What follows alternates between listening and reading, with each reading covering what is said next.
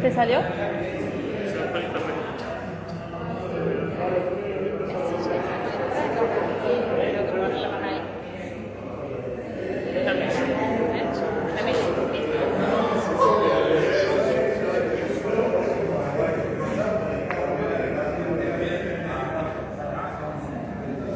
Hola, yo no tengo Facebook, dice una persona.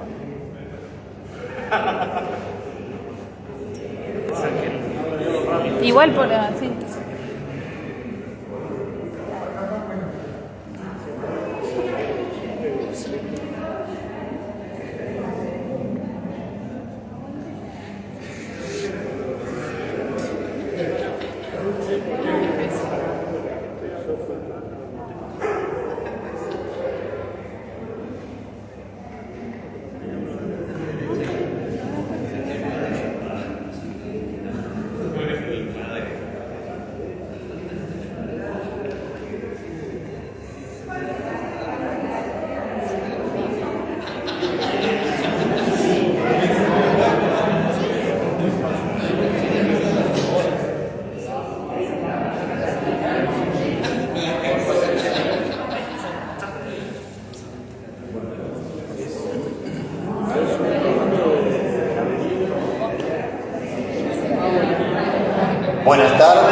Buenas tardes.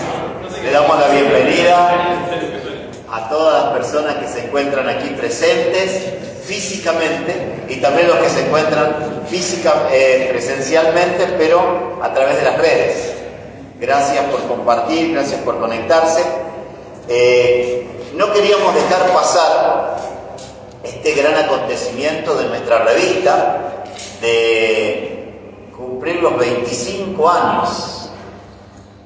Hace 25 años atrás, algunos profes del CEFIT venían insistiendo de que era necesario hacer una publicación, que todo lo que se vivía, lo que se compartía en las cátedras, lo que se intercambiaba como reflexiones, como prácticas, tenía que tener una plasmación y salir al medio.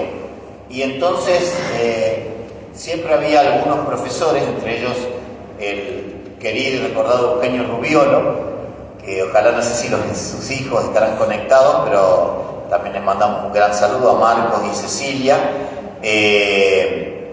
El Eugenio siempre insistía de que era bueno publicar la revista, hasta que finalmente, cuando llegó justo trasladado un misionero del Verbo Divino, Luis Liberti, que venía de trabajar en la editorial Guadalupe en Buenos Aires, que tenía toda la experiencia editorial, entonces él con Rubiolo y una profe amante de las letras y muy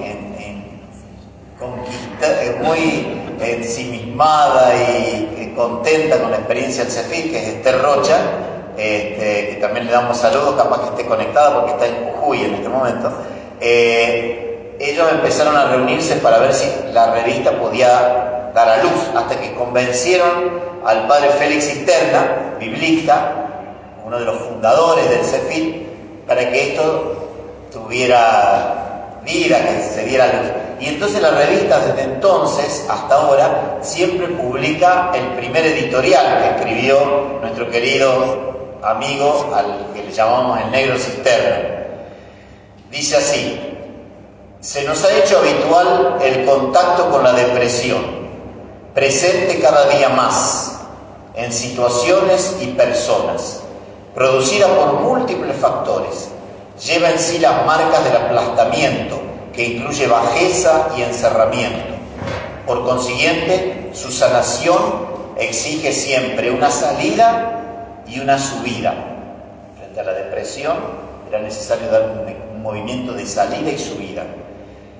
Quien o quienes padecen situaciones de depresión deben realizar ese esfuerzo, pero el esfuerzo propio no basta.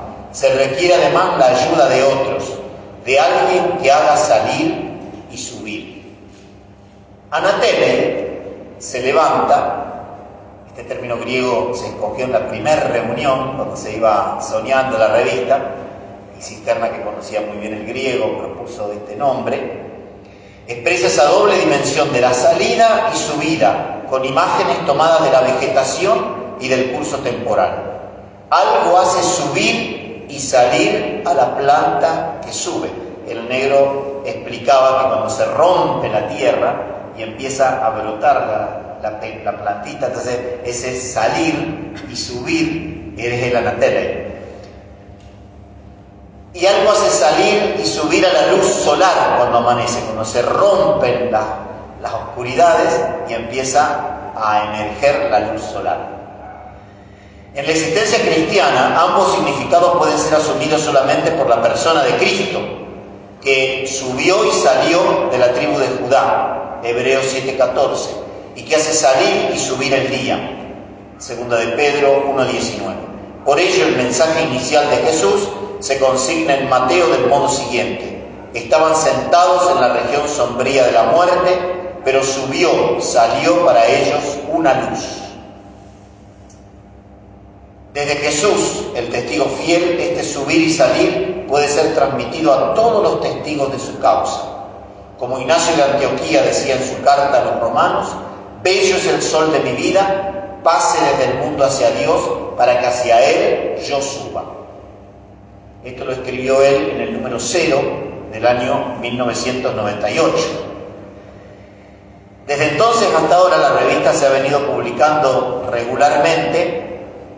De los originales ya han partido a la casa del padre Cisterna y Rubiolo, continúan Luis Liberti y Esther Rocha, de los de la primera hora.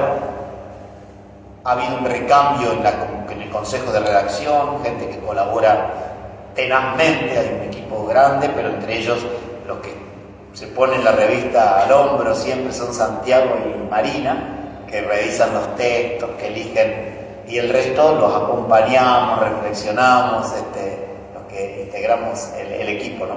Simplemente yo les quería compartir algunos datos nada más, y después ya, para no extenderme más, le voy a pasar la palabra a Marina.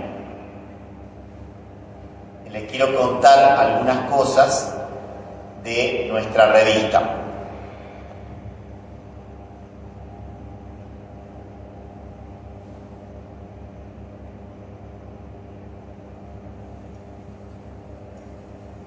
Desde que la revista comenzó hasta ahora ha habido 217 autores y autoras.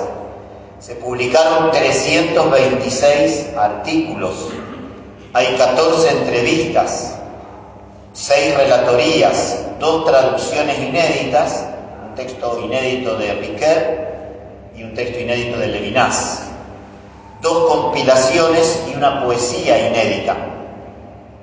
Y de estos autores, por orden alfabético, 2 provenían de Alemania, 161 de Argentina, 2 de Bolivia, 5 de Brasil, 1 de Canadá, 6 de Chile, 3 de Colombia, 1 de Corea del Sur, 2 de El Salvador, 12 de España, 2 de Francia, 1 de Guatemala, 1 de India, 2 de Italia, 4 de México, 1 de los Países Bajos, 5 de Paraguay, 1 de Polonia y 5 de Uruguay. O sea que hay mucha vida que atraviesa los canales de esta revista y que nos hacen también salir y subir a nosotros a encontrarnos con la realidad. Gracias por venir, gracias por estar conectados, y entonces ahora seguimos dándole la palabra a María.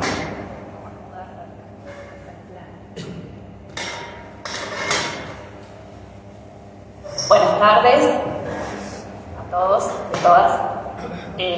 Antes de comenzar la lectura del texto que pensaba leer, que es el texto literario que acompaña al artículo de Juan Bautista, quería simplemente contar que básicamente soy la encargada de la selección de textos literarios que acompañan a cada artículo académico en la revista. Tarea difícil, y complicada. A veces los textos me llevan directamente a alguna resonancia anterior o alguna lectura y a veces no, y tengo que arrancar las búsquedas de cero. En el caso del artículo de Juan Bautista, yo estaba leyendo una novela que se vinculaba casi de manera directa con las problemáticas que él plantea en el texto, por eso me fue bastante fácil seleccionar un fragmento, que es difícil seleccionar un fragmento de una novela porque una novela es extensa, pero que refleja algo de lo que él plantea como problemática allí. Voy a leer el capítulo muy breve completo, en la revista está un poquito más acotado, pero para situarlo y enmarcarlo de manera más completa. Unos días más tarde, volviendo de la escuela, Diane tuvo que sortear unas obras y se aventuró a ir por la calzada. Vio cómo un camión se le venía encima. Hipnotizada por el bólido, no se apartó. El camionero frenó demasiado tarde, la atropelló. Asustado, llamó a emergencias. Le contó al personal de la ambulancia la extraña actitud de la chiquilla, que por suerte no tenía nada serio. Oliver fue el que recibió la llamada del hospital. Llegó a toda velocidad y abrazó a su hija. «Tesoro, ¿qué ha pasado?». Diane dijo que se había asustado y que no había tenido tiempo de reaccionar y correr hacia la acera. «Prométeme que a partir de ahora irás con más cuidado». Uno de los médicos presenció este diálogo. Cuando Oliver le preguntó si podía llevarse a su hija, respondió que prefería tenerla en observación hasta el día siguiente. Cuando su padre se marchó, el doctor se acercó a examinar a la jovencísima paciente. Sintió que era lo bastante inteligente para poder hablarle sin rodeos. «¿Quieres vivir o quieres morir?», le preguntó con una extrema gravedad. Sorprendida, Diane abrió mucho los ojos. Sintió que la pregunta exigía una respuesta de verdad y se quedó pensando. Al cabo de un minuto dijo: «Quiero vivir». El médico sopesó aquella declaración y acabó diciendo: «Te creo, mañana podrás marcharte a casa». Diane pasó la noche en su cuarto de hospital pensando en aquella conversación. El médico solo le había hecho una pregunta, la que ella nunca se había atrevido a hacerse a sí misma. Con solo observarla y oír su breve conversación con su padre, él había comprendido. Con una simple pregunta había cambiado su destino, no solo porque ella había decidido vivir, sino también porque por fin tenía un objetivo: ejercer la misma profesión que aquel hombre. Sería médico. Observando y escuchando a la gente con atención, sondearía su cuerpo y su alma. Sin más cháchara que la de aquel médico. La noche anterior pondría el dedo en la llaga y salvaría seres humanos. La rapidez de su diagnóstico sorprendería. A los 11 años, descubrir que tienes una meta lo cambia todo. ¿Qué le importaba su infancia echada a perder? En adelante, lo que deseaba era hacerse adulta para acceder al sublime estatus de médico. La vida conducía hacia algo importante. Ya no se trataba de soportar absurdos tormentos, ya que incluso el sufrimiento podía servir para explorar el de los enfermos. Lo que hacía falta era crecer. Bien, ese es el capítulo que contiene el fragmento citado en la revista, que acompaña el texto de Juan Bautista, y es una invitación, como todos los textos literarios de la revista, a acceder a ese tipo de lecturas y a vivenciar la literatura también en una revista académica. Gracias y ahora sí.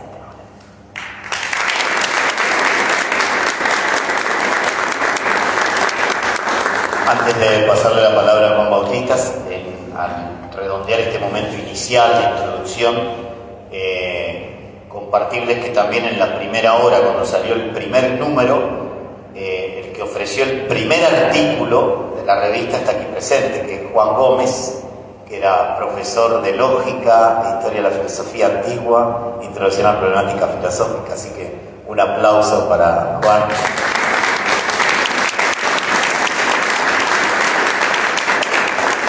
Tenemos la dicha de contar y también desde el inicio Juan estuvo colaborando en toda la gestión de la revista durante muchos años. Y acá de los que están presentes de la comisión está también Joaquín como rector del CEFI, Marina Mater, Ángel, que siempre desde la biblioteca ha fogoneado la distribución de la revista, ha buscado autores y está siempre atento para que todo salga bien, más los ya nombrados Santiago y Marina, Gabriela Peña, que no se encuentra aquí presente, y yo, un servidor.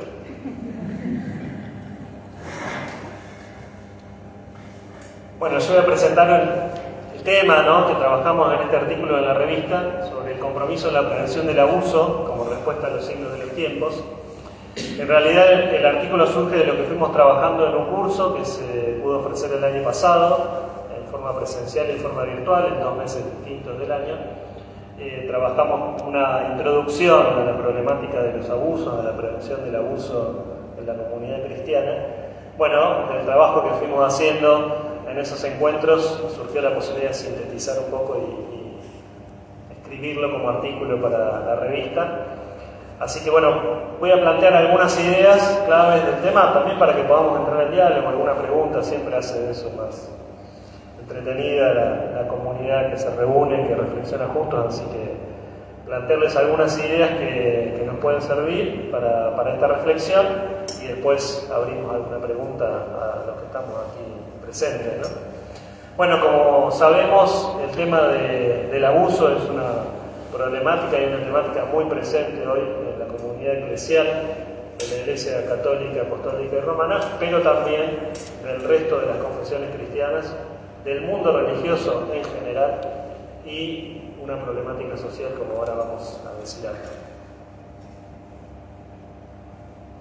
Para los que estamos más atentos a las noticias de los medios, no pasan ninguna semana sin que haya una noticia relevante sobre el tema, ¿no? Hoy, por ejemplo, tenemos la noticia que se ha dictado la sentencia del tercer juicio en la causa del próbolo, con la exoneración de las personas acusadas, en un proceso que llevó 7 años, ¿no? En el 2016 fueron las primeras denuncias, lo cual nos señala distintos elementos. Por un lado, lo complejo de las situaciones, lo largo de los procesos y también la certeza que muchos aquí en la Iglesia Argentina señalan que lo que hoy llamamos la crisis del abuso en la Iglesia Católica como proceso en la Iglesia en Argentina todavía está recién como atisbándose, ¿no? Así que podemos también pensar que será una reflexión que nos acompañará durante muchos años, ¿no? En la teología católica del siglo XX, a partir del Concilio Vaticano II, una categoría que fluyó muy fuertemente fue la del signo de los tiempos, ¿no? Es decir, en lo que sucede en el tiempo, en la época, no en el día, no en el calor del día, sino en lo que las épocas nos muestran, hay hechos, fenómenos sociales que evidentemente confrontan a la comunidad creyente, ¿no?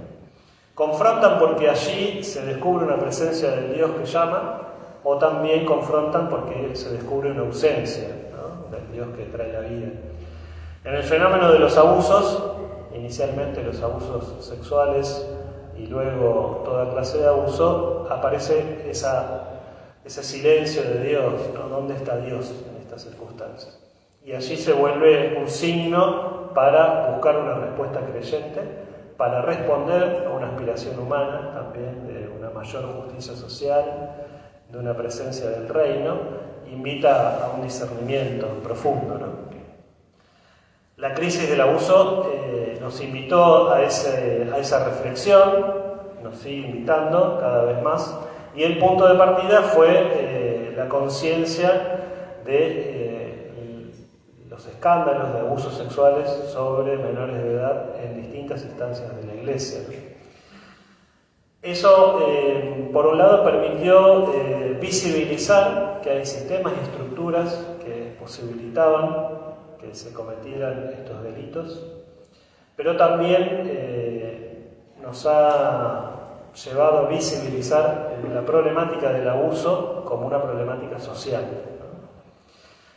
Hoy, claramente, las investigaciones nos señalan que el abuso sexual infantil es una forma grave y muy invisibilizada de violencia contra los niños y los adolescentes, que la prevención de ese maltrato debería ser una prioridad en nuestros programas educativos de salud y protección infantil, y podríamos decir también debería ser una prioridad de nuestras actividades pastorales, porque tiene graves consecuencias. tiene graves consecuencias en el corto plazo, pero también tiene graves consecuencias a largo plazo, ¿no? Trayendo distintas dificultades de salud, como depresión, ideación suicida, trastornos por estrés postraumático, dificultades en la vivencia de la sexualidad. Intervenir tempranamente, poder prevenir, son entonces obligaciones muy importantes de la comunidad cristiana. En la Iglesia comenzamos a reflexionar sobre el tema a raíz de los graves abusos cometidos contra la infancia.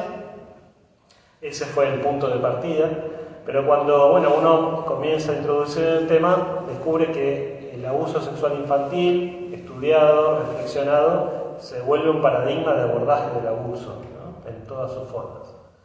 Porque también en los últimos años, podríamos decir que en los años de la pandemia, tuvimos un viraje en la reflexión eclesial sobre el tema porque se visibilizó la temática del abuso cometido contra personas adultas en la comunidad cristiana.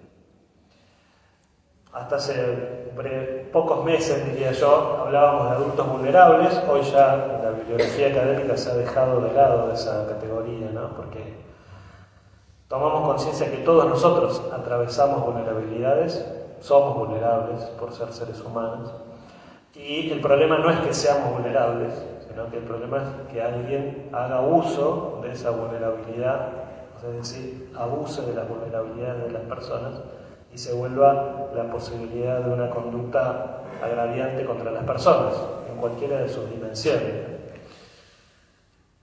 Algo ya se había reflexionado en la década del 80, una religiosa, por ejemplo, en África había hecho una denuncia muy fuerte. Toda esa documentación que se presentó se mantuvo en el silencio, más bien hubo políticas de silencio sobre esa información, y el proceso que fue realizando las investigaciones periodísticas y la inevitable necesidad primero de las diócesis y luego de las congregaciones de responder en las denuncias llevó a una mayor visibilización. En este momento nos encontramos en un proceso de la Iglesia a nivel global que es muy diverso. Hay países, conferencias episcopales que están atravesadas por el tema, como puede ser la Conferencia Episcopal Estadounidense. En este año, por lo menos 4 diócesis, arquidiócesis se declararon en bancarrota, en quiebra, a raíz de los juicios y de las denuncias. O la Iglesia en Alemania, donde no solamente se ha presentado un informe general de toda la Conferencia Episcopal, sino que todas las diócesis van presentando un informe por diócesis, lo cual está haciendo que la problemática esté muy visibilizada. Ha traído consecuencias muy importantes, por ejemplo, una disminución muy fuerte de los católicos. En Alemania los ciudadanos se identifican con una afiliación religiosa a través de la declaración de impuestos. Desde la divulgación de estos informes, el número de católicos que se identifican como tales en la declaración de la renta ha disminuido muchísimo. Las encuestas que se realizan a raíz de eso indican que claramente es una consecuencia de las revelaciones de los abusos. De considerar el abuso sexual infantil o el abuso sexual sobre adultos como el principal problema, se ha ampliado la reflexión a los abusos de poder, de conciencia y abusos espirituales. En todo el ámbito de la Iglesia y de las religiones en general. En la Iglesia católica, sobre todo, la reflexión comenzó en Francia a raíz de múltiples escándalos en nuevas fundaciones, nuevas comunidades, que con una búsqueda de vivir el Evangelio más radicalmente, de hacer una propuesta renovada, pastoral, permitió que se generaran prácticas que terminaron descubriéndose que eran abusivas de la conciencia de las personas, ¿no? De eso también hay noticias permanentemente. Por ejemplo, en estos días se conoció un informe sobre una gran comunidad, la conocida como las Beatitudes, en Francia, y la formación de una comisión de víctimas, ¿no? también otro de los fenómenos aparejados de la crisis del abuso es que las víctimas toman visibilidad, y no solamente toman visibilidad, sino que se organizan, y sin el periodismo y sin las organizaciones de víctimas no tendríamos la visibilidad del problema que hoy tenemos, ¿no? Y la posibilidad también de responder.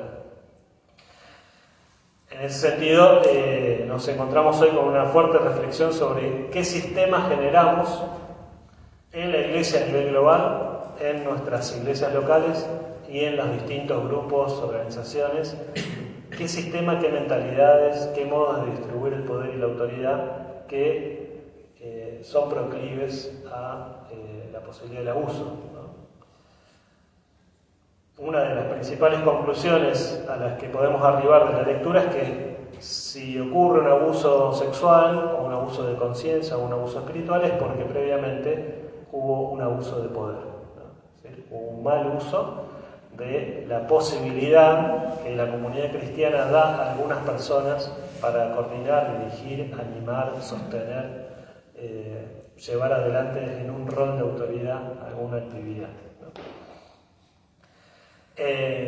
Hay un investigador, yo tomo la frase para la conclusión del artículo de Josep María Tamarit Zumala, un catedrático español, catalán, que tiene una expresión muy significativa. Dice: en el poder habita el abuso como potencia.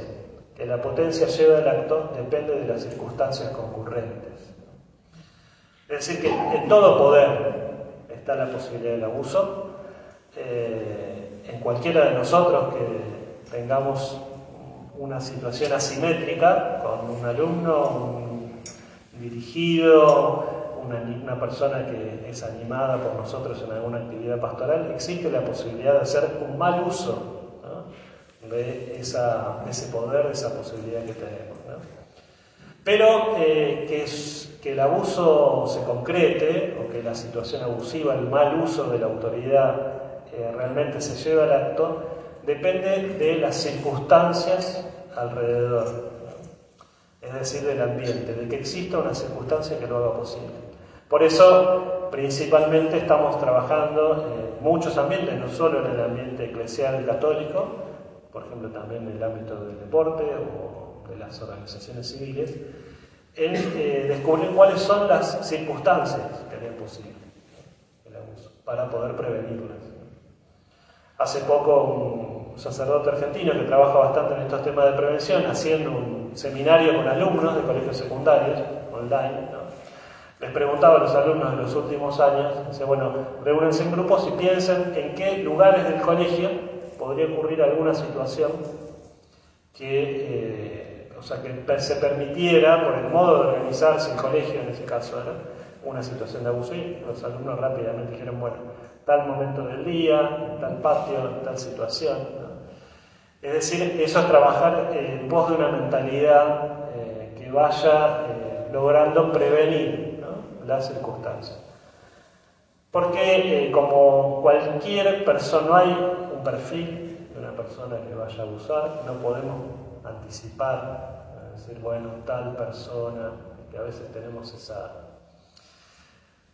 tentación, ¿no?, de la iglesia, de decir, bueno, lo decimos más simplemente, bueno, vamos a hacer un psicodiagnóstico todos porque eso nos va a ayudar a decir que va a prevenir. La realidad es que no podemos ya tampoco pensar en los abusos como una cuestión de una enfermedad psicológica, psiquiátrica, de ninguna manera.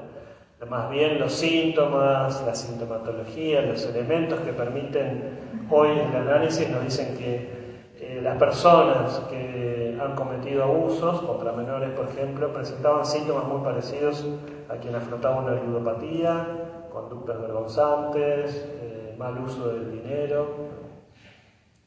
Entonces, es una tarea realmente de la comunidad cristiana la prevención, ¿no?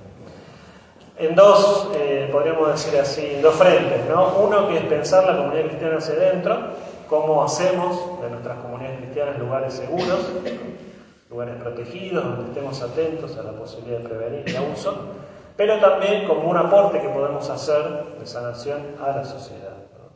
Un aporte de conciencia, un aporte de formación, porque si bien es cierto que en la Iglesia Católica seguimos silenciando el tema, no hay un abordaje todavía completo de las situaciones, en la sociedad es menor.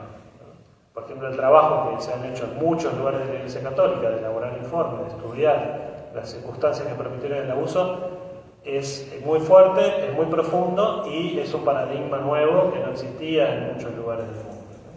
Pero eso no alcanza y podemos, desde la comunidad cristiana, hacer un aporte realmente a la sociedad. Podemos terminar con una frase antes de hacer algunas preguntas. En el artículo, en el final del artículo, yo translitero algunas expresiones de Fratelli Tutti, ¿no? La carta encíclica del Papa sobre la fraternidad y la amistad social del 2020, que pueden ayudarnos a reflexionar y a la vez motivarnos, ¿no?, en esta necesidad de abrazar en una recepción creativa la crisis del abuso como Iglesia, hacerle un signo de los tiempos que grita conversión, que grita transformación, no solo el pueblo de Dios que camina en el mundo, sino al mundo en que vivimos, ¿no? Dice el Papa, en muchos lugares del mundo, podríamos decir también nosotros, y en muchas de nuestras comunidades, hacen falta caminos de paz que lleven a cicatrizar las heridas. Se necesitan artesanos de paz dispuestos a generar procesos de sanación y de reencuentro con ingenio y audacia. Es necesario recomenzar desde la verdad. Solo desde la verdad histórica de los hechos podrá hacerse el esfuerzo perseverante de intentar una nueva síntesis para el bien de todos. Es un trabajo paciente que busca la verdad y la justicia, que honra la memoria de las víctimas. Bueno, podemos también, como comunidad cristiana, buscar juntos, ¿no?, que esta voz de las víctimas sea presente y también animarnos a seguir reflexionando juntos para que nosotros seamos quienes construyamos un mundo más abierto, preventivo, compañero de aquellos que más necesitan de nuestra atención y de nuestro cuidado. Muchas gracias.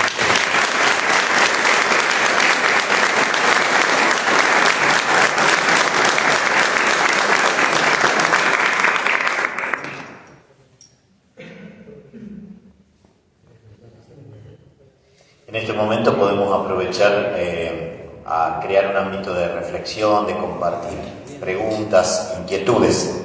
Así que quien quiera, para que se puedan escuchar bien, a lo mejor los invitamos a acercarse para usar el micrófono y poder preguntar. Y nos vamos a... Sí, o hacemos un eco que nos permita hacer el viaje. Muy bien. ¿Quién quiere dar el contrapié inicial?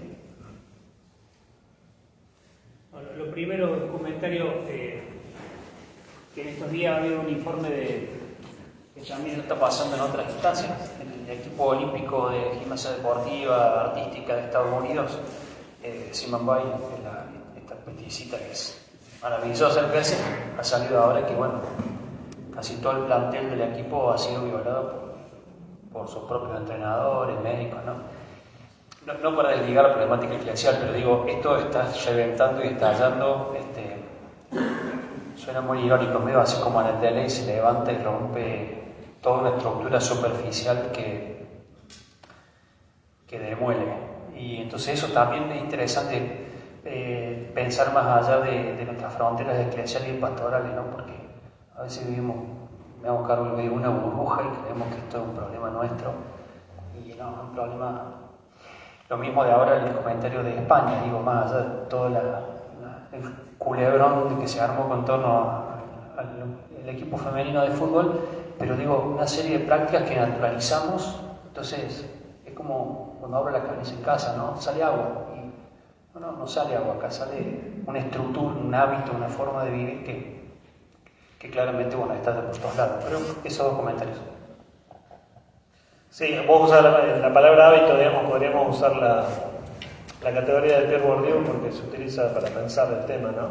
Ya hace unos años hay dos académicos de la Iglesia Católica, Hans Serler, un jesuita, y una teóloga pastoralista belga, Carline de Mazur, que ambos que están citados en el artículo, que ya hacían link y estaban trabajando con el deporte en la Comunidad Económica Europea, ¿no? Porque hay algunos elementos comunes, ¿no?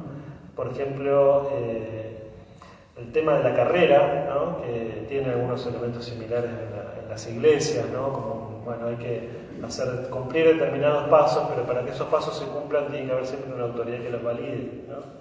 Y eso coloca en una situación de desvalimiento a las víctimas y en una situación de autoridad y de poder muy fuerte a los victimarios. Y también en el deporte hay una suerte de liderazgo carismático, no como lo pensaríamos quizás en un entorno religioso, pero sí en las categorías sociológicas, ¿no? Aquel que anima, empuja. Entonces, muchas personalidades con un estilo carismático de empujar a los atletas al rendimiento, a la efectividad, que luego cometían abusos. Bueno, también hay casos, el médico de la agencia olímpica estadounidense, hay un documental muy interesante en Netflix que muestra toda la cuestión de cómo se conformó una estructura de poder alrededor, ¿no? Hace poco se estrenó también en Netflix el documental sobre la problemática de los abusos en el campo de los scouts, ¿no? Las distintas denominaciones scout. En Estados Unidos claramente, bueno, los Boy Scouts, acá en Argentina no hablamos de ese modo, digamos, ¿no? Pero que muestra cómo había un sistema no solamente que permitía que sucedieran los abusos, sino que luego protegía y amparaba a los perpetradores. ¿Alguna otra pregunta que quieran acercar? Sí.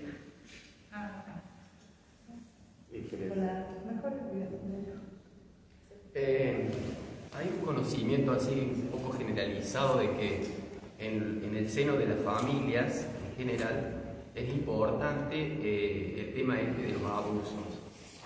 Mi pregunta relacionada con el tema de la confesión, así como en el ámbito de quienes tienen algún rol público, cuando tienen conocimiento, digamos, de un determinado abuso, tienen la obligación de hacer una denuncia, digamos. ¿Cómo es el comportamiento en el seno cristiano, digamos, en el caso de una confesión de parte de un integrante de un sacerdote, de un párroco, relacionados con este tipo de temas que son internos y propios de las familias?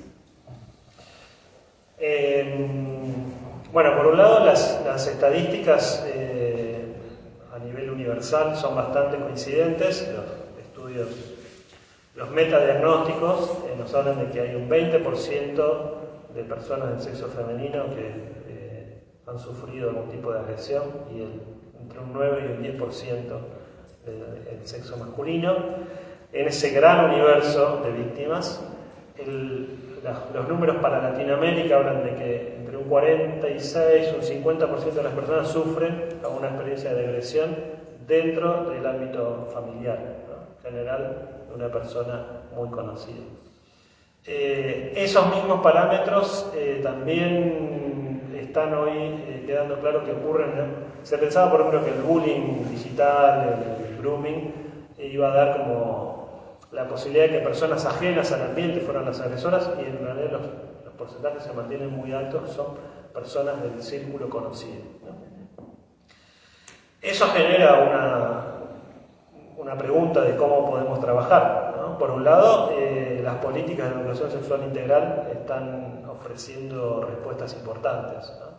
Muchas víctimas que recibiendo espacios de formación, de reflexión, pueden expresar lo que han vivido, y eso implica la posibilidad de una intervención, ¿no? En el ámbito eclesial sí ha generado mucha controversia la cuestión del sacramento de la reconciliación y el sigilo de confesión, que de acuerdo a los ámbitos las reflexiones son bastante amplias. Una de las cuestiones es que delimitar o pensar el tema del secreto sigilo, para qué está, cuál fue el sentido pastoral, ¿no? Con que la Iglesia lo ha asumido. El sentido pastoral con que la Iglesia lo ha asumido es la reserva del pecado de la persona que se acerque a buscar la reconciliación, pero nunca fue el sentido de un secreto absoluto que mantuviera, por ejemplo, a un niño en una situación de indefensión. Es evidente que el agente pastoral, presbítero, ordenado o otra persona de la comunidad cristiana que tomara conocimiento de una situación debe buscar el modo de hacer una correcta intervención. De hecho, a eso se suma también en que en algunos países como Francia hay una controversia porque a nivel legal ningún ciudadano, por más que sea presbítero de la Iglesia Católica, queda exento de la obligatoriedad de la denuncia pública. Con diferentes estamentos, pasos que se deben cumplir, y si no se cumple, marche preso. De hecho, hay un obispo, el de Lyon, que está preso por eso, porque siguió los consejos de la Santa Sede y no acató las leyes propias del Estado francés. Entonces ahí empiezan a haber coaliciones y controversias y conflictos donde a veces, en algunos casos, la ley civil va mucho más allá y es mucho más exigente que los comportamientos eclesiásticos. No tengo todos los datos, pero yo me animaría a decir lo siguiente. En general, eso ocurre porque se privilegia la protección de la institución, porque no hay una colisión tan grande entre los principios de la ley civil y los principios del Evangelio, sino que más bien se pone por encima de los principios del Evangelio la protección de la institución eclesiástica. En los lugares donde no hay ese prurito, digamos, ¿no? O una mentalidad de clúster, de trinchera, donde tenemos que estar siempre protegiéndonos y se privilegia a las víctimas, no ha habido ese tipo de problemas. Me dejó así resonando este tema de que no hay un perfil, ¿no?, para definir una personalidad, una persona que pueda llegar a tener rasgos de abusador, abusadora. Pensaba que eso hace difícil muchas veces no solo la prevención, sino también las dinámicas de cuidado, y a veces también tensa porque hay mucho miedo alrededor. Yo pensaba también, teniendo por ahí distintos ámbitos de relación, de vinculación, donde vos no podés, o saltan situaciones en las que decís, mira, este chico o esta chica no aparentaba y salió esta situación. Y entonces, cómo también trabajar en dinámicas de cuidado que no terminen siendo también opresivas de personalidades, ¿no? Que no nos manejemos desde el miedo. No sé, va por ahí.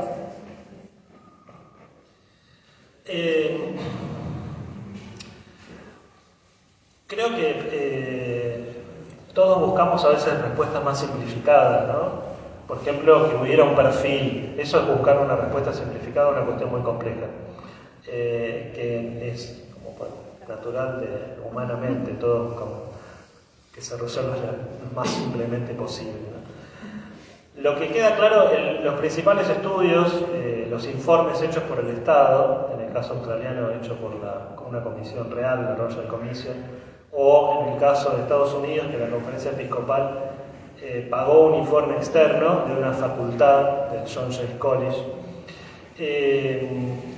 lo que muestra es que las personas, los perpetradores de los abusos, atravesaban situaciones críticas, que las situaciones críticas sí eran posibles de prevenir. Lo que no era posible era como identificar personas, ¿no? Perfiles personales. Esa es una idea muy simplista, ¿no?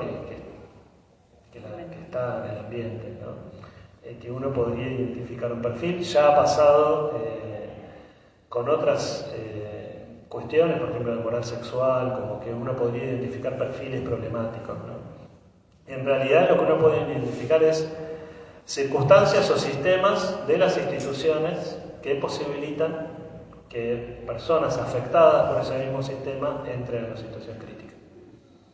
Si alguno todavía no vio, yo la veo todos los años con mis alumnos, la película Spotlight, que es la investigación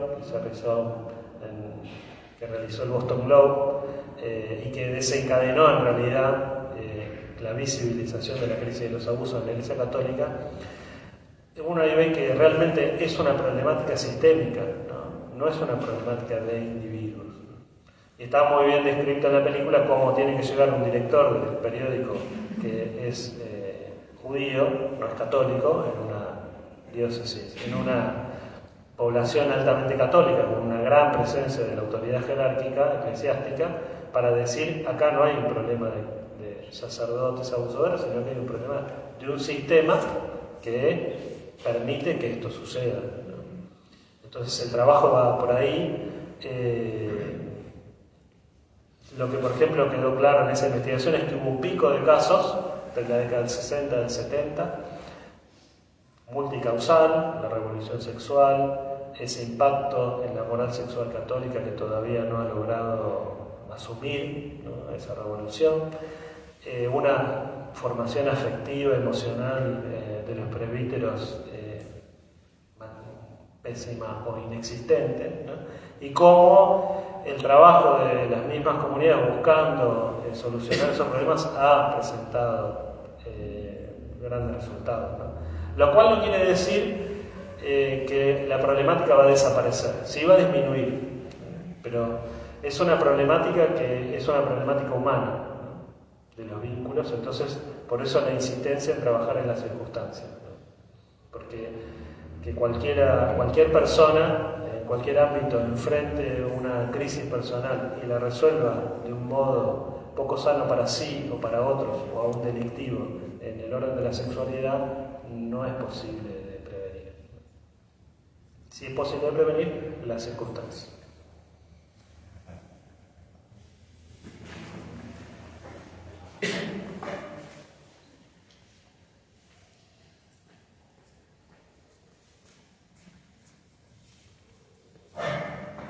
¿Qué tal? Justo lo anterior me dio pie para mi pregunta, esto de no se puede dar respuesta simple a situaciones complejas, que sería como unas cuestiones desfasadas, digamos. Ciertamente la crisis y los abusos nos dio como, o sea, muestran de manera amplia que una manera de entender la institución, ya sea sus distintos matices, está en crisis, no funciona. Las instituciones que nosotros consideramos como sociedad que están en su matriz misma, en la protección y el cuidado, están cronando, digamos, sea familia, sea escuela o sea iglesia. Y bueno, mi pregunta ya de una manera más específica dentro de la iglesia: si todo un mecanismo eclesial que favorece el ocultamiento y el silenciamiento de las víctimas, que capaz que sea lo más grave que tiene la iglesia, y no tanto los abusos en sí mismos, sino que como una institución oculta esto, una institución que debería proteger, la pregunta mía es, ¿se puede pensar, digamos, que detrás de todo esto hay una matriz de pensamiento teológico que avala esto y que permite que se forme esto? Y si existe esto, ¿de qué manera se puede desarticular o ir proponiendo mecanismos de desarticulación de esta forma, digamos? Sí, es uno de los, digamos, de los frentes en los que se está trabajando, que uno de los investigadores, Massimo Fascioli, un historiador italiano que ahora reside en Estados Unidos, es investigador de la Villanova University, dice que la crisis de los abusos es una crisis teológica, porque el sistema está sostenido en una idea teológica. Por ejemplo, pone en crisis la teología del episcopado, porque pone en crisis la teología del episcopado, que ya sabemos que tiene una crisis pastoral, ¿no? Hoy un obispo de una diócesis medianamente compleja no puede desarrollar solo su tarea, como lo mismo pasa con un superior de una congregación. La complejidad de la tarea es tal que pensar en llevarla adelante solo es de una omnipotencia tonta, diríamos, ¿no?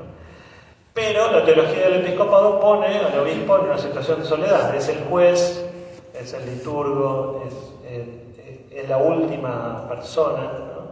Es quien debe iniciar la causa y quien debe firmar la sentencia, y es quien debe decidir si ahora, bueno, en este caso lo que ha hecho la Santa Sede es relativizar un poco la autoridad del obispo frente a estos casos, ¿no? Pero, por ejemplo, puso en crisis el episcopalismo de la Iglesia Católica, claramente. Porque si bien existen, el problema del clericalismo asociado al abuso es muy fuerte, algunos hablan del problema de la hierocracia, ¿no? O sea, cómo hemos organizado jerárquicamente la Iglesia, que depende de ideas teológicas. Otra cuestión teológica que se está debatiendo es el lugar de la mujer en la Iglesia, ¿no? En muchos los textos se señala que la posibilidad de hacer algo que se debe hecho anteriormente y por motivos mucho más sanos, pero la incorporación de las mujeres a distintos ámbitos de decisión, de formación, de acompañamiento de las distintas vocaciones, abre una posibilidad de educación afectiva, emocional y de acompañamiento y de cuidado de las víctimas que no existían, ¿no? Hoy miramos a los niños, niñas, adolescentes y personas vulnerables gracias al paraguas teórico que abrió el feminismo, ¿no? Si no lo hubiéramos tenido en consideración.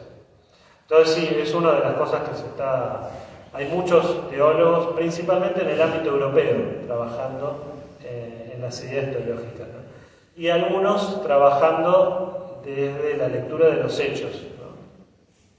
Hay, por ejemplo, una superviviente de abusos de un caso paradigmático que está trayendo mucha prensa, que es el de Sodalicio de Vida Cristiana, en Perú, el fundador y el líder, el segundo líder, los dos acusados de abusos, y la que destapa, digamos, la cuestión es una de los miembros, una de las mujeres que trabajaba, que justamente el mismo movimiento la manda a Roma a participar del Pontificio Consejo de los Laicos como perito, es decir, en ese momento donde los movimientos ocuparon mucho lugar en Roma, en las distintas organizaciones, y a ella le encargan que lleve adelante la causa de la canonización, y ella que había sido víctima, de Germán Doy Kingle, que es el segundo del Sodalicio, ¿no?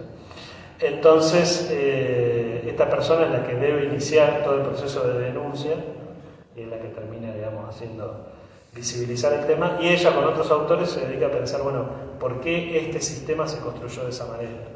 En ese caso hay algunos elementos, por ejemplo, teologías integristas, ¿no?, que beben de los autores integristas argentinos, ¿no?, una cuestión en común con varias congregaciones integristas en Argentina y en Latinoamérica, o sea que hay bastante trabajo sobre el tema. ¿Alguna otra pregunta? ¿Alguien que quiera acercarse a plantear una resonancia, algún interrogante? Camariana. Y después de Hernán.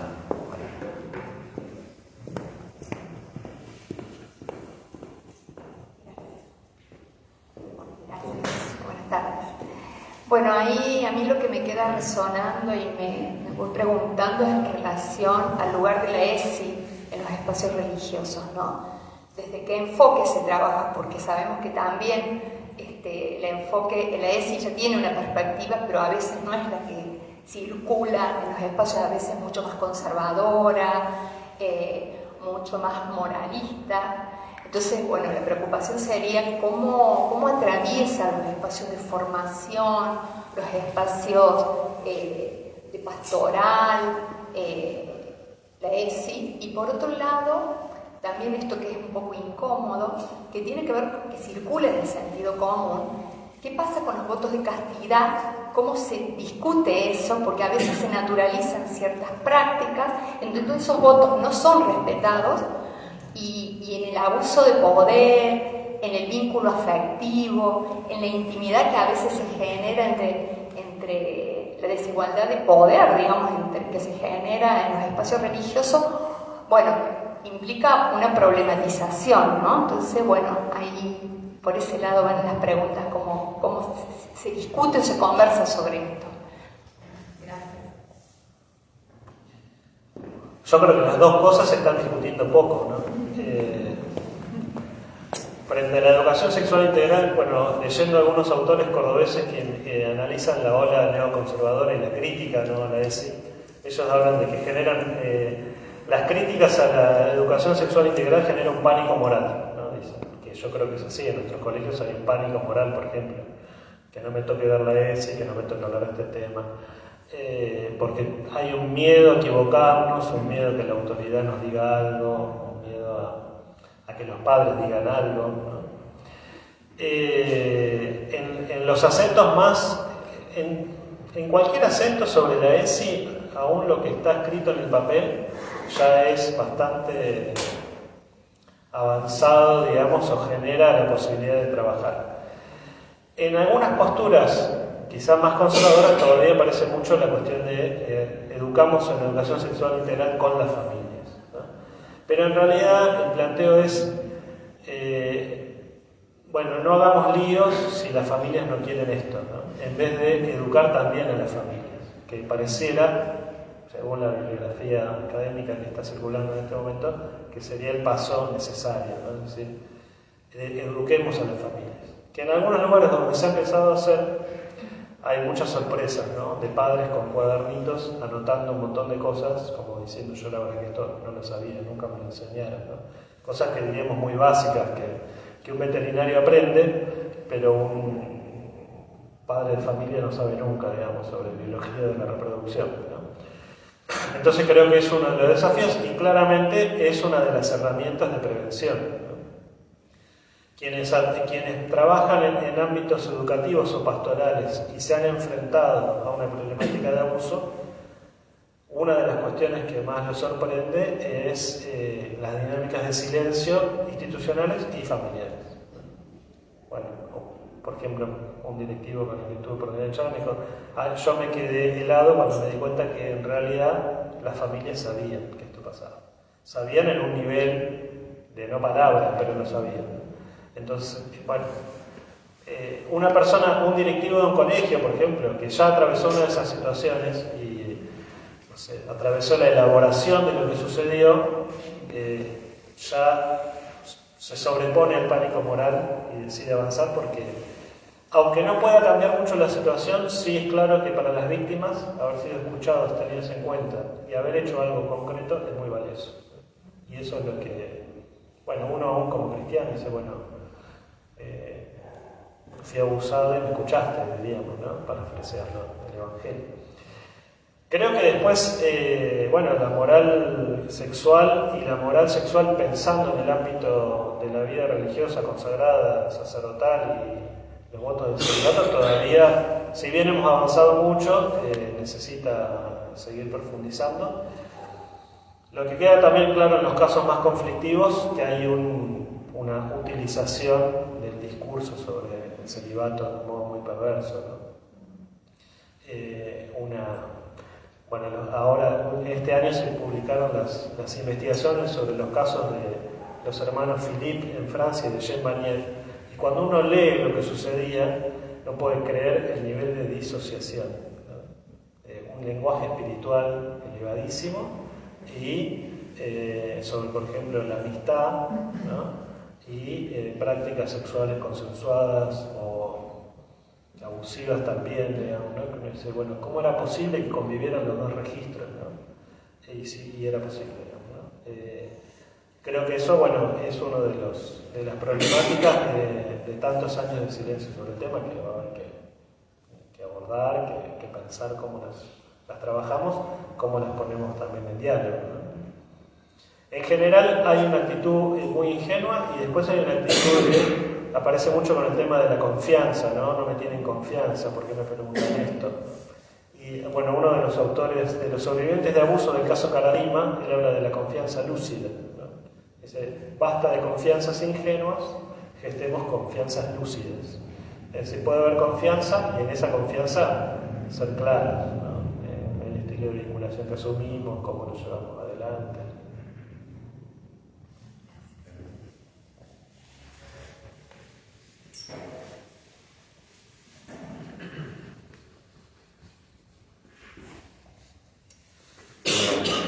Bueno, ya que nombraba el caso Caradima, ¿no? En el caso de Chile, este tema de los abusos fue tremendo, las consecuencias horrorosas, seminarios vacíos, ¿no? La gente se ha alejado de la iglesia y por culpa de la iglesia, podríamos decir, de Dios, ¿no? En algún grado. Frente a eso, ¿no? Tantas consecuencias negativas, uno podría pensar, ahí por otro lado, eso que usted decía, ¿no? En esa... Al no haber perfil, prácticamente cualquiera podría ser un abusador, ¿no? Frente a eso, ¿en qué estamos? ¿Hemos avanzado? ¿Hay luces? Usted decía, nosotros básicamente que la estructura, la organización, ¿no es cierto?, cómo se articula la iglesia, el poder, etcétera, es lo que permite o posibilita, en el fondo, los abusos. ¿Cuánto se ha avanzado? ¿Hay avances? Y por otro lado, tantas consecuencias negativas, ¿no? Tanto descrédito, se ha abusado también y se ha hecho hasta mal uso en el fondo de esto, ¿no? Se ha destinado incluso. Uno podría llegar a decir que, pese a tanta brutalidad, algo bueno podríamos llegar a sacar. O sea, siempre en casos horrorosos uno puede ver una gotita de luz, ¿no? ¿Podríamos llegar a sacar alguna consecuencia positiva en el fondo para el desarrollo de la Iglesia?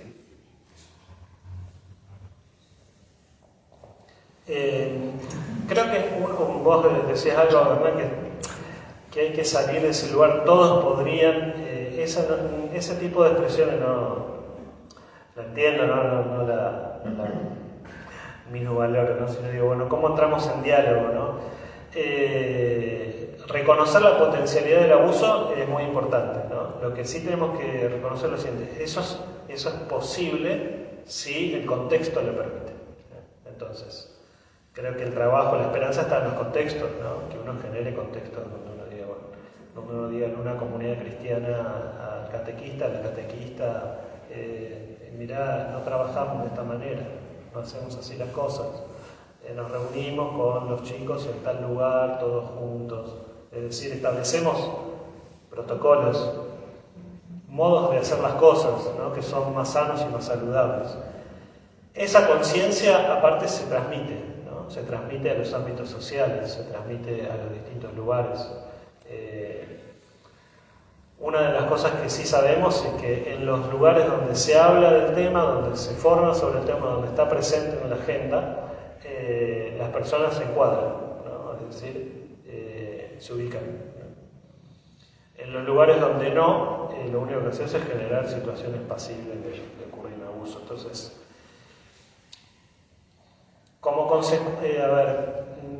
yo no diría que hay una consecuencia positiva, yo creo que hay un aprendizaje doloroso que permite volver a comenzar, más bien que una consecuencia positiva, porque sería menospreciar mucho el sufrimiento de las víctimas decir que hay una consecuencia positiva, ¿no? Sino que hay un aprendizaje doloroso. Asumimos que hay víctimas y que es necesario acompañarlas y reparar y sanar, que algunas de ellas tampoco van a querer ni nuestra reparación ni nuestra sanación, ¿no? Pero sí que ese aprendizaje permite que los ámbitos donde estamos sean más seguros y más confiables, ¿no? Hay muchas anécdotas, primero hay una conciencia posterior, ¿no? No solamente en el ambiente eclesiástico propiamente dicho, ¿no? Porque una de las cosas que yo creo que si no aprendemos de esta crisis de los abusos para cualquier vocación, para cualquier estado de vida y para cualquier situación, no estamos aprendiendo nada, porque no es un problema de los curas, digamos, ¿no? La Iglesia Católica como institución, como ocurrió en otras iglesias con los pastores o con los referentes, generó condiciones para quienes pertenecían a ese estamento pudieran hacer uso de su autoridad y de su poder vulnerando los derechos de otros. Pero eso puede suceder en otras instancias con cualquier otra vocación y cualquier otra persona. Entonces, es un aprendizaje para toda la comunidad cristiana. Para un animador, para un catequista, para un joven referente de otros, como nos pasa mucho en nuestros grupos juveniles, ¿no? Está aumentando mucho la tasa de abusos de personas menores de edad sobre menores de edad, con menor edad todavía, digamos, ¿no? Es explicable por la gran sexualización de la sociedad, porque seguimos sin una adecuada educación. Entonces uno dice, bueno, no es solo para una parte del pueblo de Dios, ¿no? Es para todos. Sí creo que hay posibilidades muy interesantes, ¿no? De aprendizaje y que se están dando.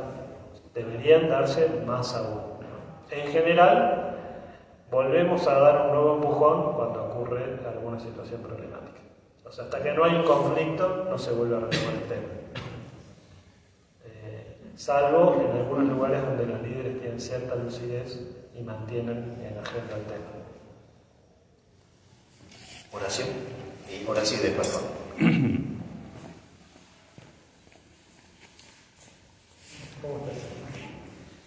Bueno, buenas tardes. En sintonía con lo último que estaba diciendo, me parece que justamente el estar pensando o preocupado quizás de más si hemos perdido adeptos, si se ha logrado cierto descrédito, creo que de alguna manera estamos de esa forma poniendo el foco en lo que no son las víctimas, ¿no? Y eso por ahí me lleva a la pregunta. ¿Hay algún plan, programa, alguna idea respecto a la comunicación de esto que tan caro le ha costado a tanta gente? Comunicación en cuanto a celebro este momento, este encuentro, este debate, respecto a esta problemática, pero quizás me parece que no hay un plan de comunicación, no solamente de concientización o de creación de hábitos, sino de comunicación, también teniendo en cuenta que esta época, todo lo que tenga que ver con lo comunicacional e inmediato, nos ha demostrado que surte efecto y que puede ayudar sobre todo a las víctimas, que es lo que me parece que más me preocupa. Esa sería la pregunta. Hay países, conferencias episcopales donde sí, las cuestiones están ajenas y están respondiendo. Algunos muy bien, otros muy mezclados, podríamos decir, ¿no? Por ejemplo, en la Iglesia española, que resulta más simple el acceso a la información por el idioma. Es muy diverso, o sea, por ejemplo, hay muy buenas iniciativas de acompañamiento a las víctimas, hay mucha problemática para hacer los informes, es muy variado, ¿no? Es muy difícil como tener una imagen positiva completa.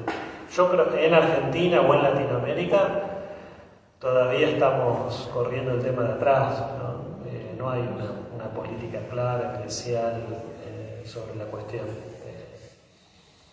Más bien, bueno, se va esperando a ver qué sucede y todavía, salvo alguna cuestión puntual de tratar de poder asumir los protocolos en las instituciones, algunas diócesis que buscan alguna formación un poquito más específica, las personas capacitadas son pocas, con muchos en general ninguno está dedicado al tema así full time, entonces todavía es muy lento la recepción de una necesidad de responder como comunidad eclesial.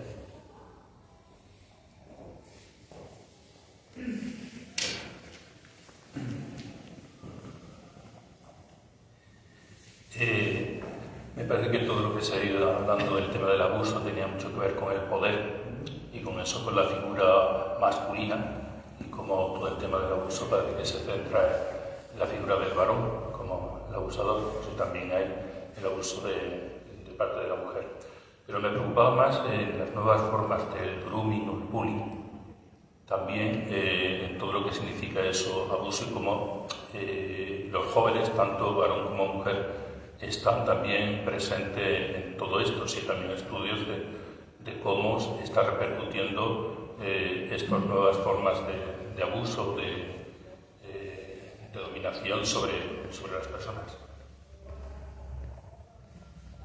Sí, está claro que el mayor porcentaje de victimarios son varones, ¿no? O sea, nuestras estructuras sociales, el lugar de poder de la figura masculina todavía es muy, muy grande, ¿no? Donde ha ocurrido experiencias de abuso donde los victimarios son mujeres, en los lugares donde los victimarios mujeres tenían poder, ¿no? Y autoridad. Por ejemplo, en muchas de las formas de organización religiosa más novedosas, donde personalidades carismáticas femeninas tenían mucho poder sin control, ¿no? Sí es cierto que a medida que también la experiencia de la sexualidad y de la moral sexual nivela un poco más a los sexos y a los géneros, así como comienzan a haber conductas sexuales que no eran tan comunes en mujeres y eran muy comunes en varones, también ocurre la posibilidad, por ejemplo, del grooming, en este caso por parte de mujeres, si bien todavía en un porcentaje bajo.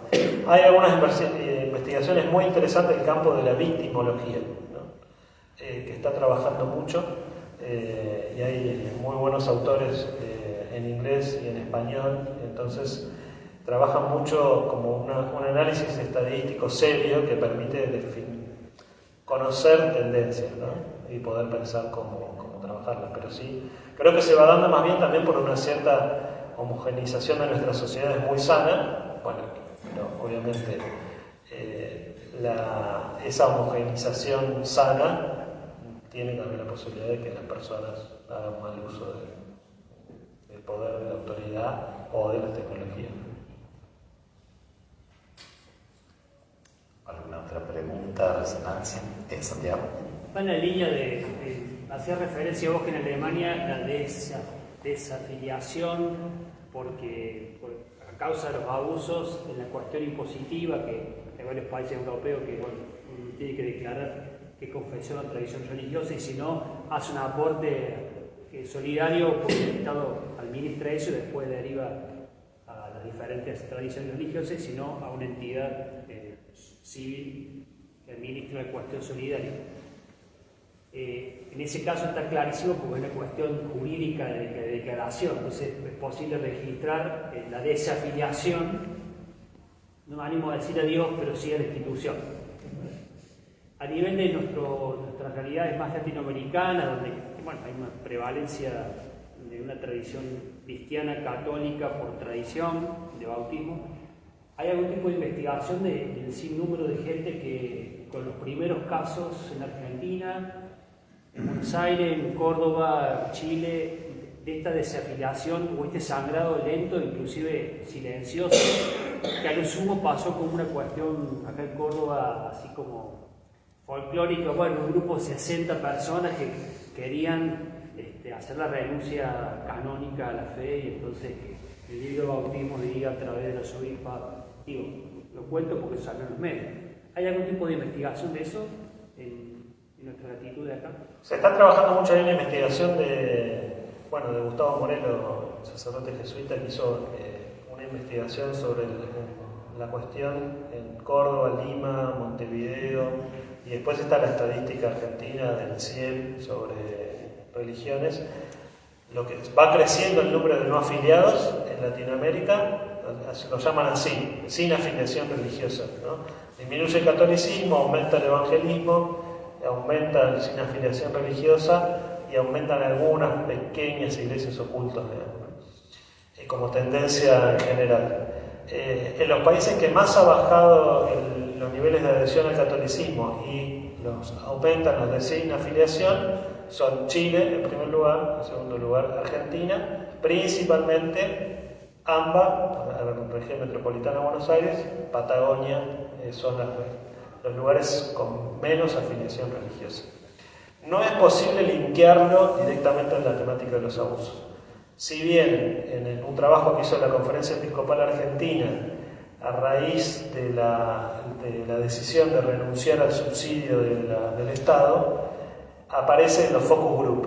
No lo pueden contabilizar en la estadística cuantitativa, pero en los trabajos cualitativos en focus group sí aparece como una temática de interés las cuestiones de abusos como un aspecto negativo de la Iglesia Católica. En otros países todavía no es tan notorio. Perú no se nota, Bolivia tampoco. Hay que ver Bolivia ahora a raíz del escándalo de los jesuitas en este momento. ¿Qué pasa? Pero son todavía países con una tradición religiosa muy tradicional, ¿no?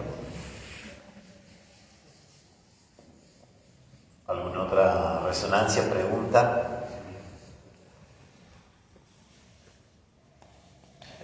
Pregunta académica, esto, entonces, digamos, ¿dónde tenés enclavado este tipo de una materia tuya, una asignatura, en una universidad, en el CEFIT, en la UCA, digo? No, como reflexión académica docente no hay espacios todavía para trabajar el tema. Hay algunos autores que sí, por ejemplo, Máximo Fascioli hace un curso de posgrado de 1 año sobre la reflexión teológica de la Iglesia y los abusos, pero no hay un lugar para enclavar, uno más bien va tratando de introducirlo en el CEFIT, el pastoral de las comunidades, lo abordamos como una de las problemáticas, ¿no?, de nuestras comunidades cristianas. Después yo participo de un grupo de investigación con una socióloga, Ana Lourdes Suárez, aquí en Argentina. Tenemos un equipo doble con una investigadora en el Perú, Veronique Carós, y Ana Mercedes Caro Cárdenas. Tenemos un subsidio ICALA de 2 años y hemos estado trabajando el tema, con entrevistas a víctimas y desarrollo de investigación.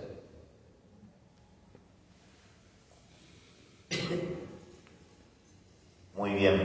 no hay ninguna otra intervención, podemos ir cerrando este espacio que queríamos celebrar estos 25 años de la revista, justamente retomando una palabra que dijo hace un ratito Horacio Mercado, que desde los también ha sido autor en la revista, que se hablen de estos temas, que se pueda reflexionar, refleja también el espíritu de la revista. A lo largo de estos años no ha sido una revista monotemática, sino que ha sido miscelánica, siempre abordó distintas problemáticas, y la idea justamente, incluso de hacer estas presentaciones, es salir al cruce de la realidad abordando distintas situaciones, algunas emergentes en un determinado momento, otras en otros momentos, pero la idea es siempre, a partir de los autores, de lo que se recoge, de lo que se refleja, es tratar de que haya una interacción con el medio, que sea verdaderamente un espacio del diálogo de fe y cultura,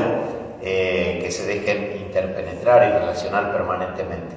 Ese es el espíritu, y desearíamos que seguir caminando en esta línea. Después de estos 25 años, sostener, decía una mujer muy dedicada al ámbito académico de Buenos Aires, decía que en Argentina una revista sobreviva más de 10 años, ya eso es un milagro.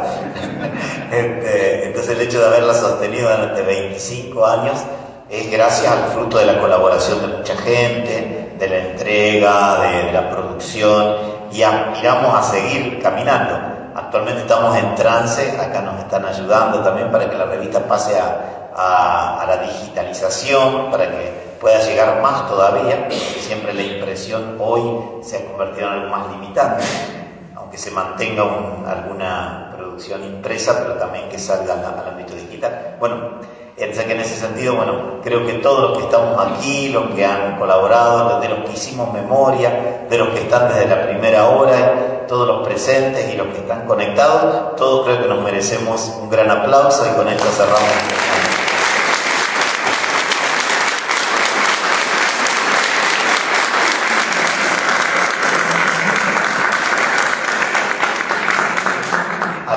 Virtualmente les agradecemos por haber estado, a Juan Bautista por haber favorecido este momento de reflexión. Lamentablemente los que están conectados no van a poder participar del segundo momento, que va a ser un brindis, que solo se puede hacer presencialmente, así que les invitamos a todos que se queden, que ahora vamos a poner las mesas para servir algo para compartir, para comer y beber, y después poder hacer un brindis final. Muchas gracias.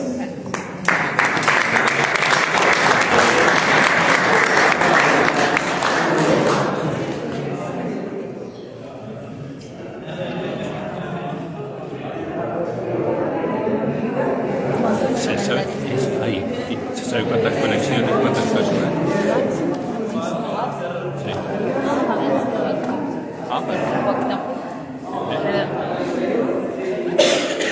Si quieres, asómate. Mucho salud. Sí. Una resonancia. Y bueno. Sí. Bueno.